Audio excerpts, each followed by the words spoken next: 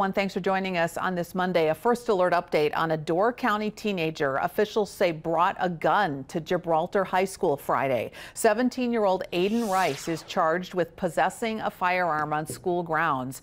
Court papers say he is being charged as an adult. As we first reported, a staff member at Gibraltar High School notified an officer that a student may have brought a gun to school. Gibraltar officials found a revolver and arrested Rice. We will continue to follow this case, and we will first alert you as we learn more. The